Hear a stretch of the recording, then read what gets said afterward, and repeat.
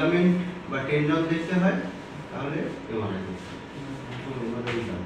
এই ব্যাপারটা ছেড়ে ফলস কাটছে আমার এই চেপে এখানটা থাকে অনেক সময় 1/3 মানে 1/3 ঘোরাটা নর্মাল, যদি তার থেকে বেশি হয় সেটাকে অ্যাবনর্মাল না সেটা এমআরআই না করলে বোঝা যাবে না।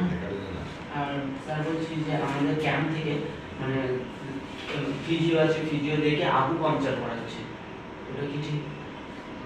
আকুপাংচার লিগামেন্ট যদি ছেঁড়া থাকে তাহলে আকুপাংচার ওগুলো আকুপাংচার এগুলো হচ্ছে pen controlling measurement.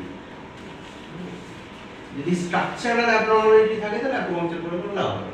Structural abnormality মানে এমআরআই সেটা বোঝা যাবে। কথা বুঝতে পেরেছো? একদিনের হাড় হয়ে গিয়ে ব্যথা হচ্ছে, আকুপাংচারে ব্যথা কমাচ্ছে, ওকে নো প্রবলেম। তোমার লিগামেন্ট ছিঁড়ে বসে আছে তার জন্য ব্যথা হয়, তার জন্য আকুপাংচার করে যাচ্ছে, ঠিক আছে? একদিনের হাড় ভেঙে গেছে তুমি জেল লাগিয়ে ব্যথা কমাচ্ছ, ব্যথাটা একটু কমবে হয়তো, কিন্তু জেল লাগিয়ে হাড় ভাঙা ট্রিটমেন্ট করতে হবে। যদি অপারেশন করতে হয় তাহলে করতে হবে। আগে ইন্টারনাল স্ট্রাকচারাল কি হয়েছে দেখতে হবে। প্রফেশনাল ফুটবলার তোমার এটা এইটুকুটা বোঝা উচিত, হ্যাঁ কি না? এইটুকু জ্ঞান তোমার থাকা উচিত। তুমি যদি গাড়ি চালাও তাহলে গাড়ির চাকা চালানো, চাকাটা চেঞ্জ করা তোমাকে জানতে হবে, তাই কি না? স্টেপনিটা চেঞ্জ করতে হবে। সেই রকম তোমার এই হাঁটু ইম্পর্টেন্ট জিনিস, সেখানে স্ট্রাকচারটা একটুখানি বুঝতে হবে। সেই জন্যই ছবিটাকে তোমার বোঝানো, বুঝলে?